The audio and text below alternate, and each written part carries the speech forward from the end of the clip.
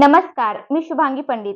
Swatej news मराठीच्या बातमीपत्रात आपलं स्वागत आहे. तर पाहूया आजच्या काही ठळक घडामोडी. नांदेड येथे साहित्यरत्न लोकशाही डॉक्टर अण्णाभाऊ साठे यांची 105वी जयंती साजरी.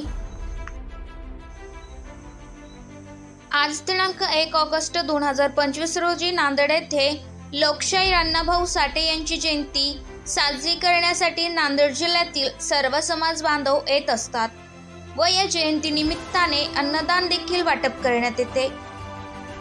नांदेड जिल्ह्याचे खासदार रवींद्र चव्हाण यांनी अण्णाभाऊ साठे यांच्या पुतळ्यास पुष्पहार घालून अभिवादन केले व डॉक्टर साहित्यरत्न अण्णाभाऊ साठे जयंती महोत्सव सार्वजनिक जिल्हा जयंती मंडळ यांनी हा कार्यक्रम राबवण्यात आला.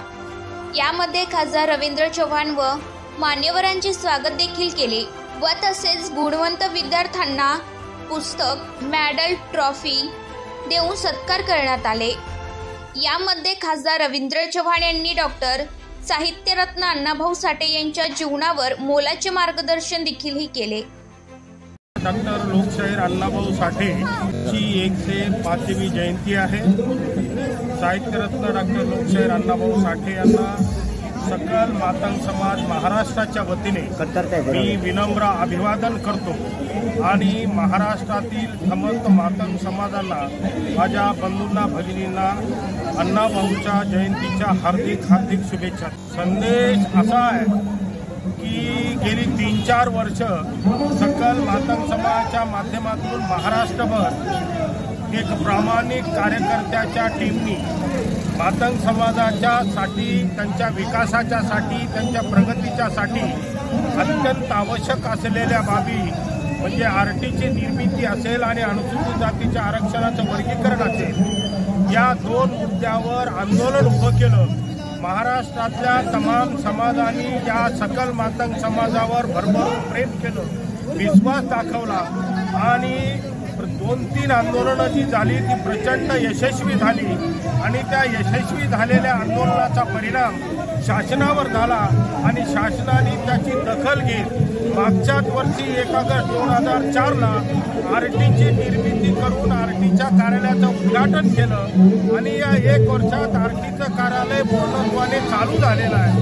मातंग समाजाच्या तरुणांना शिक्षणात संधी, त्यांना प्रशिक्षणात संधी आणि त्यांना MPSC, UPSC विविध स्पर्धात्मक परीक्षा घेण्यासाठी त्यांना निवासी अशी सोय करण्याची व्यवस्था आरटीसारख्या संस्थेत आहे. ते एक आमचं दालन उभं करून या सरकारने दिलं आरटीच्या माध्यमातून. त्यानंतर अनुसूचित जातीच्या वर्गीकरणाच्या बाबतीत मागच्याच वर्षी 1 ऑगस्ट 2004ला सुप्रीम कोर्टाचा निकाल आला की अनुसूचित जातीच्या आरक्षणाचं वर्गीकरण करण्याचे अधिकार हे राज्य सरकारला आहे आणि त्या निर्णयाच्या अनुषंगानं माननीय माजी न्यायमूर्ती बदर यांच्या अध्यक्षतेखाली समिती निर्माण झाली आणि त्या समितीचा निकाल अंतिम टप्प्यात निर्णय शासनाला सादर होईल आणि माझ्या माहितीप्रमाणे कदाचित आजच माननीय मुख्यमंत्री देवेंद्रजी फडणवीस साहेब, माननीय उपमुख्यमंत्री अजितदादा पवार साहेब आणि माननीय उपमुख्यमंत्री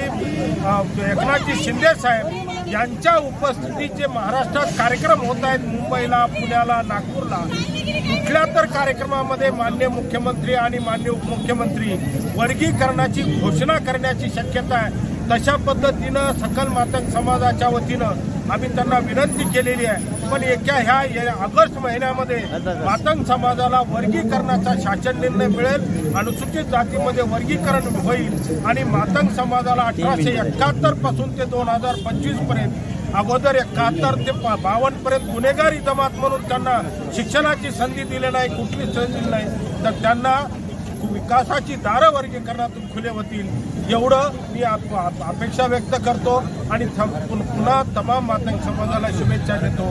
आज साहित्यरत्न लोकशाही अण्णाभाऊ साठे यांची जयंती आहे.